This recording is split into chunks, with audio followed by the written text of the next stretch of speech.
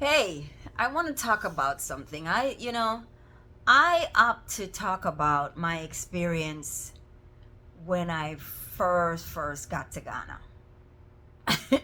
I have to tell you, my plan was not to be in Ghana at all.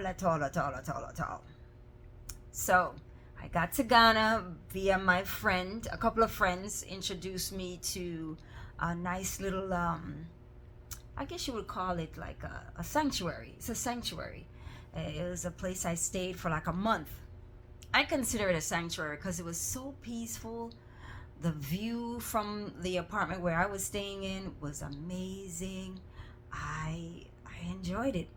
I mean, I didn't know what to say. I was just so happy, and it was simple. It was really simple, but very cozy, very comfortable. I had an entire studio to myself. It was beautiful.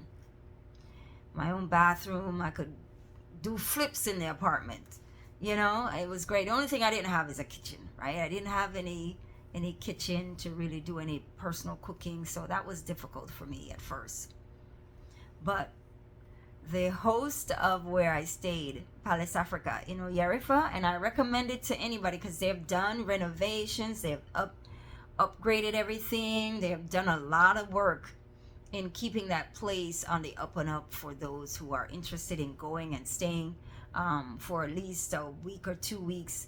Inexpensive but very cozy, very comfortable. Like I said, weren't many options for me for cooking, especially being a vegan. So it was difficult at first. It was very difficult to the point where I felt like I was gonna starve to death. Anyway, but there was a young lady that was there at the time. She helped. I kind of coached her into certain, especially with the fruits and veggies and stuff like that. I kind of coached her into certain things that she could do to help, and that way she could also make some money. So it worked out well. Um, it worked out for the most part. And as soon as I was able to get acclimated, I was able to start, getting more food items that I like, and stuff like that. Anyway, so once I stayed in Oyarifa, so for me initially, I got there like December 14th. And I think I partied the entire time all the way to January 14th. Why? I have no idea. I enjoyed myself so much. We went out. The host was amazing. He was so good to me. Prince, he was so good. He treated me like a sister. I looked at him like a brother. He was awesome. He had a workout facility, so I ended up doing my morning workouts there. That was great. And then walking into the village area or in the surrounding areas, that was good, doing my walking. So I was able to do a lot of little things once I got acclimated. Go here, go there. Accra was pretty far. Whenever we had to go to Accra, of course, it was a trip. Going to Accra was a trip. Um, but to be honest, I had a great time. We ended up going to a party New Year's Day, New Year's night. Christmas was a big deal. We hung out, we ate, we had fun, we laughed, we talked, we joked. So I think I had too much fun. And so have not been able to duplicate that time since. Well, I'm joking. I've had good times. So that was the first time when I got to Ghana. And then after that, and I said, oh, you know what? Ghana's not so bad. Because initially I wasn't trying to live in Ghana.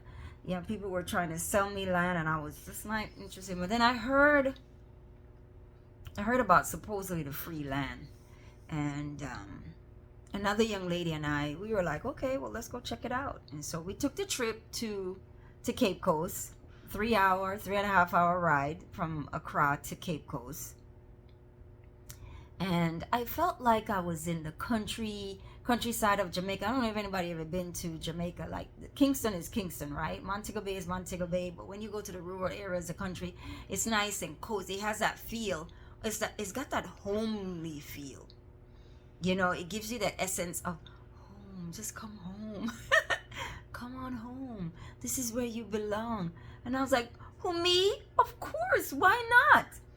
I said, oh my God. I said, this feels just like Jamaica without the donkeys.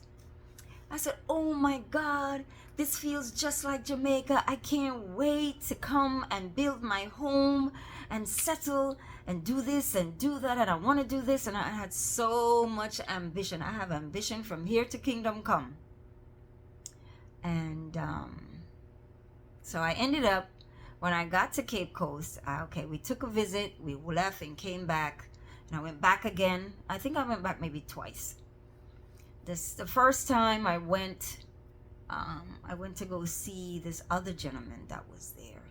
He turned out to be not such a nice person, but he was trying to convince my friend and I to buy land through his organization, which thank God we didn't. We didn't fall for the okie doke, thank God. A couple people did, and they had some really choice words to say about it.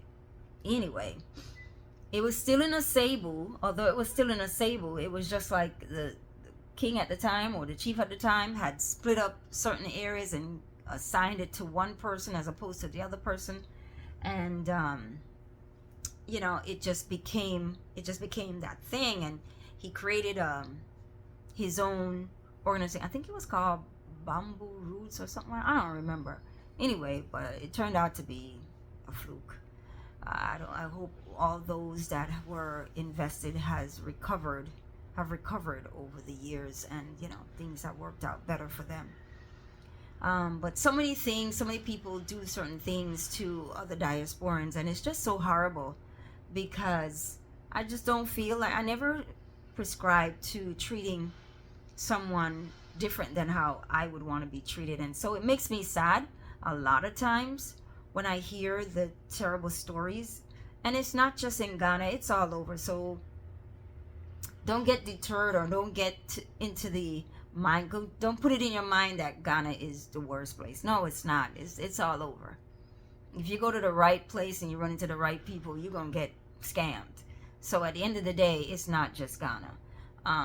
So it just goes to show you that this is the world that we live in, and people are people, and they're going to do whatever they want to do, irregardless of whether it's right, wrong, or indifferent.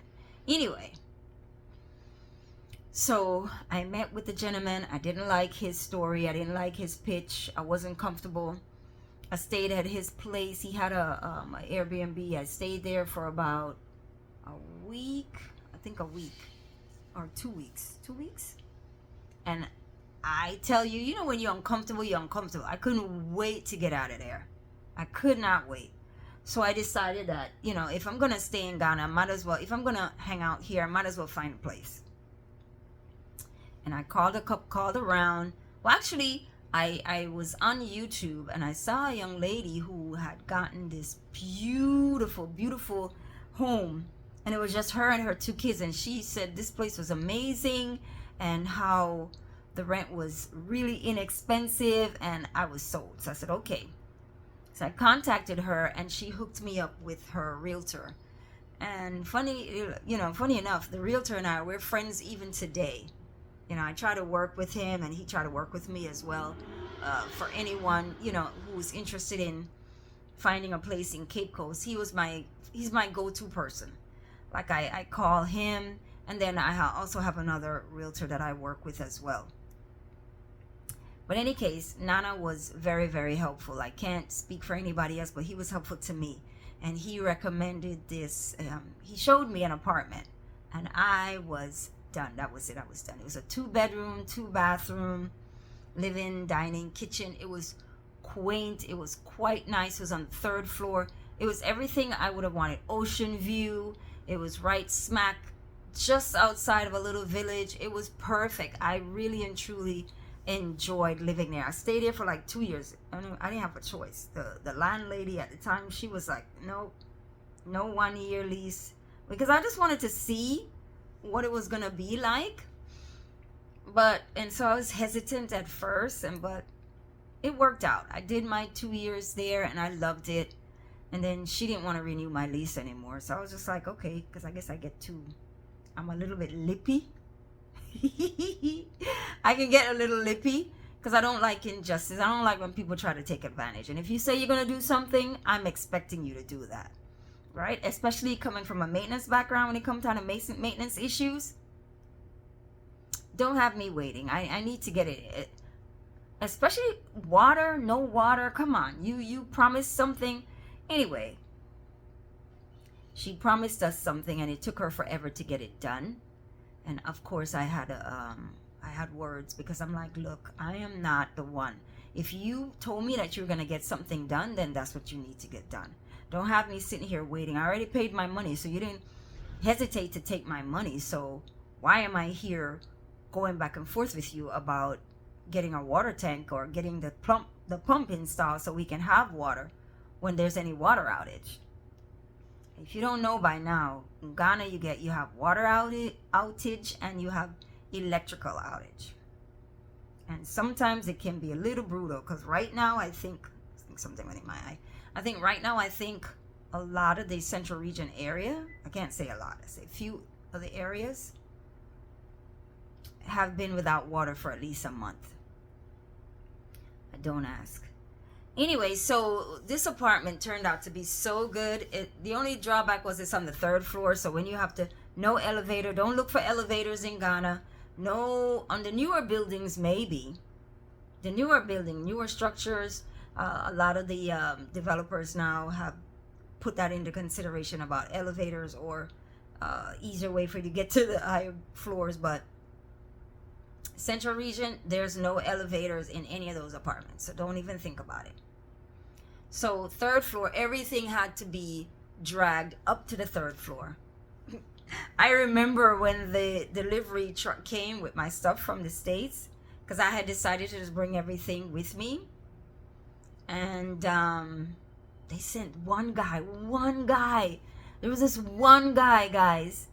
And I had, because I remember counting it, I had 30 boxes.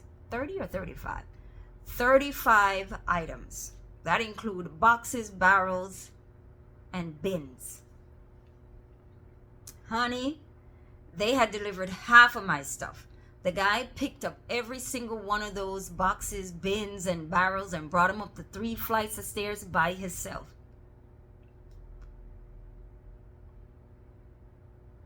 Let that sink in.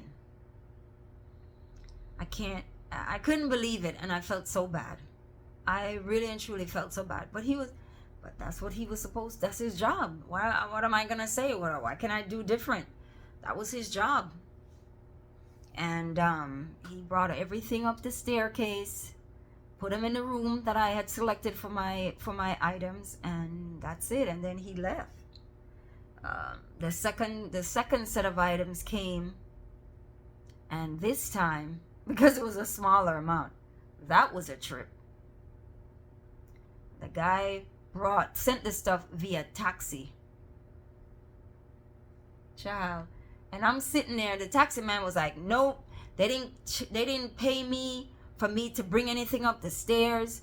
They told me to just drop it off, and that's what I'm doing. If you want me to bring it up the stairs, then you have to pay separately. And I'm sitting there saying, what the hell is this? I paid for shipping and delivery, door to door. Why am I having to argue with this man? Anyway, child, they weren't trying to hear it. It was late anyway. It was late. Luckily for me, the apartment had a secure gate so that my stuff was sitting on the 1st floor, the ground floor, but the gate was locked. Just imagine, my eye, I don't know what's going on in my eye. I think my hair got in my eye. Just imagine you had your stuff delivered. You pay for shipping and delivery, and you paid for door-to-door service, and you're sitting there with 10 boxes sitting on the floor and waiting for somebody else to come and pick it up. Of course, eventually I had a friend of mine that helped me out to pick up those boxes, and he picked them up one by one, put them on his head, brought them up the staircase one by one, brought them up the staircase no matter how heavy they were. And I'm an avid book person, so I had my books, a lot of my books, in boxes. And he brought all those books and boxes up the stairs, 3 flights of stairs. I think it was 10 boxes. No, it was less, but they were big and heavy. Of course I had to pay him, because he was trying to help me out. Anyway, so that was one story. So stay tuned for more stories. I'll keep you posted. Thank you guys for watching, and I can't wait to hear those of you that have been in Ghana hear your stories. All right, take care.